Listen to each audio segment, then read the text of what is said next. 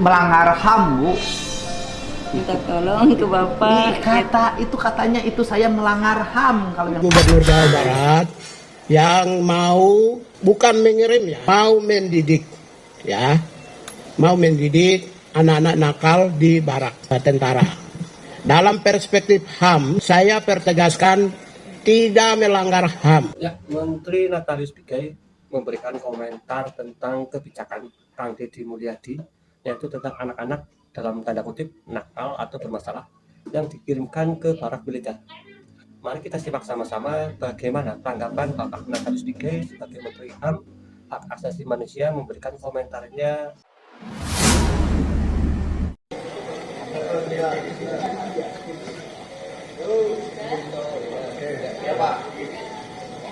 Jadi gini ya, yang terkait dengan kebijakan Gubernur Jawa Barat yang mau bukan mengirim ya, mau mendidik ya, mau mendidik anak-anak nakal di barak tentara.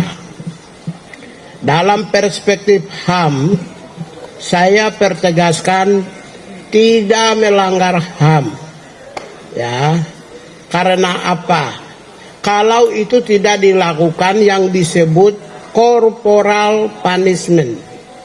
Corporal punishment itu adalah sebuah hukuman fisik yang selama ini sudah ribuan tahun berlangsung, di mana ada pendidiknya memberi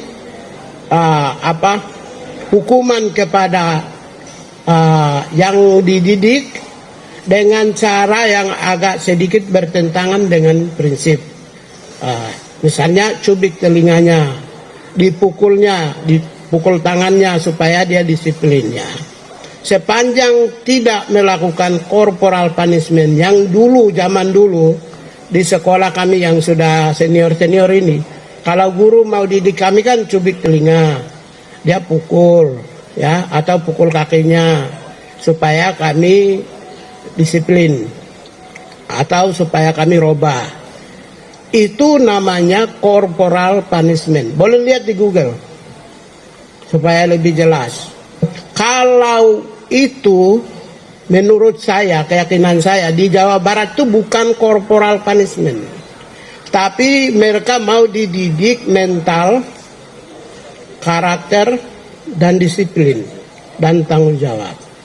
Kalau pendidikan yang berorientasi pada pembentukan disiplin, pembentukan mental, pembentukan karakter, dan pembentukan tanggung jawab, maka tidak melanggar HAM dan kami mendukung pemerintah Jawa Barat itu.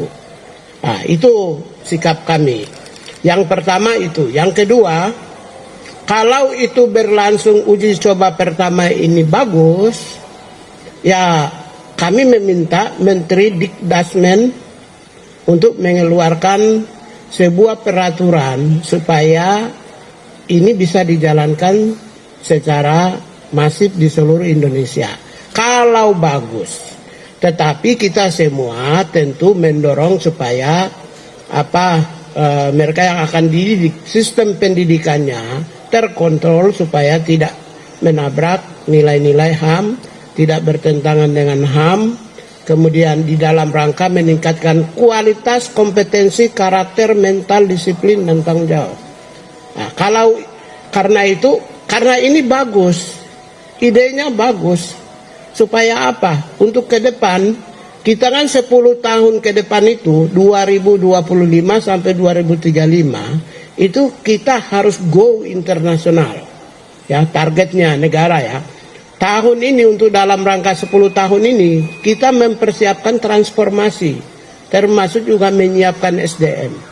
Andaikan 2035 itu, SDM Indonesia itu mindsetnya mindset HAM, mindset demokrasi, mindset tentang keadilan sosial, perdamaian, kepedulian, itu terbentuk, masyarakat komunitas yang terbentuk, maka nanti 2035 dengan nilai produktivitas yang tinggi, disiplin yang tinggi, tanggung jawab yang tinggi, ya, kapasitas yang baik, yang kompeten. Maka kita punya target 2035 go internasional, itu kita bisa berani gitu. Sementara setelah itu 2045 Indonesia emas, kita kan leading dunia. Kalau tidak memulai dari sekarang, nanti akan mengalami kesulitan. Oleh karena itulah Presiden sendiri telah mencanangkan program-program populis, yaitu makan bergizi gratis, tapi supaya kualitas sumber daya manusia kita itu lebih baik, pendidikan yang berkualitas, ya bahkan orang-orang miskin pun disediakan sekolah khusus, kesehatan yang memadai, sehingga apa? Dengan kualitas rakyat manusia Indonesia yang baik, itu kita bisa go internasional 2035 dan 2045 kita leading di tingkat dunia. Ya, karena itulah menyiapkan generasi-generasi yang tanggung jawab, yang disiplinnya tinggi, yang berkarakter, maka akan lebih mudah bagi kita. Ini sebenarnya untuk kepentingan bangsa dan negara di masa yang akan datang. Salah satu yang dimulai oleh Jawa Barat itu salah satunya menuju ke sana, menyertai kebijakan-kebijakan populis yang sedang dicanangkan oleh Presiden dan sedang dilakukan oleh Presiden Prabowo Subianto. Saya kira itu ya. Karena itu dari sisi hak asasi manusia, saya belum melihat sebuah pendidikan yang mendorong terciptanya masyarakat yang disiplin tinggi, yang terciptanya masyarakat yang bermartabat, bermentalnya baik, objektif, tanggung jawab, itu melanggar HAM. Saya tidak menemukan, tidak ada. Itu justru sesuai dengan nilai-nilai HAM. Ya, di negara-negara Barat, di negara-negara Asia, misalnya di Korea, mereka sudah dididik itu mental dan tanggung jawabnya. Karena itulah kita memulai dan kita harus apresiasi kepada Gubernur Jawa Barat yang memulai di seluruh Indonesia. Saya kira itu. Dari gebrakannya Gubernur ini ada juga beberapa siswa yang tidak kuat, dalam artian mereka menangis gitu Pak ketika dikirim ke barat gitu. Apakah ini tidak menjadi kekhawatiran bahwa akan mengganggu mental maupun psikis siswa tersebut gitu Pak? Karena kan usia mereka juga masih usia anak sekolah dan harus mengikuti kegiatan barat militer gitu Pak. Ya, itu kasuistik. Saya tidak bisa masuk karena saya belum tahu. Ini kan masalah barat militer ini kan jadi pro kontra. Maka Komnas HAM mengatakan bahwa ini melanggar HAM. Apakah Menteri akan memberikan usulan kepada Pak Gubernur? Gini, Komnas. Oke. Apakah pendidikan yang dilakukan di barat militer ini harus dilakukan secara terbuka dan masyarakat tahu bahwa tidak ada kekerasan fisik di dalamnya seperti itu, mengurangi kekhawatiran masyarakat. Ya, yang kedua, ya kita semua harus mendorong, media juga ikut serta, komunitas masyarakat juga ikut serta, civil society ikut serta, pengamat ikut serta supaya kualitasnya lebih bagus. Ya, karena itu menurut saya transparansi di dalam dunia pendidikan itu penting. Itu kan pengaturannya yang sistemnya yang harus transparan dan terbuka kepada publik. Saya kira ini kan milik negara, menggunakan uang rakyat, semuanya bisa dilihat dan bisa dijaga sehingga orang-orang yang dididik itu tidak seperti yang opini-opini negatif yang dikembangkan. Itu yang pertama. Yang kedua, dari Komnas HAM tidak merujuk kepada undang-undang apapun. Kan saya bilang yang tadi, ketika saya bilang corporal punishment, saya close, maka tidak ada rujukan undang-undang HAM yang bertabrakan. Komnas HAM kan bilang civics education. Civics education itu politik itu.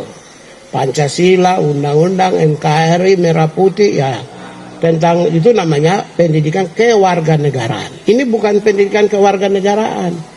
Ini pendidikan yang berorientasi pada produktivitas dan kompetensi, knowledge, skills, dan attitude. Jadi dalam rangka peningkatan seseorang dari sisi knowledge-nya. Yang kedua skills-nya. yang ketiga institutnya. Nggak ada pendidikan kewarganegaraan. Karena itu Komnas HAM rujuk menggunakan instrumen hukum, instrumen HAM. Ketika saya mengatakan corporal punishment, maka terkunci. Jadi tidak ada instrumen HAM yang ditabrak di sini. Ya. Satu lagi daripada ini adalah memberikan syarat vasektomi untuk kuliah dalam. Memang ini masih wacana gitu, tapi kalau dilihat dari perspektif seperti apa? Ya. Bisa jadi masih masuk pada kemampuan operasi dan masuk pada wilayah aktif seseorang. Kalau namanya juga wacana, untuk apa saya jawab?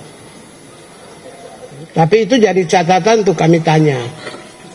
Catatan untuk kami tanya. Tapi kalau wacana, saya tidak bisa beropini lebih dulu. Tapi kalau dilihat dari sisi HAM, Pak, hal seperti itu memungkinkan nggak?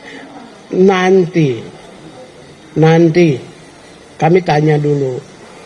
Jadi, Melakukan diskusi ya Pak dengan Pak Budi terkait oh, kita kan sama-sama pemerintah.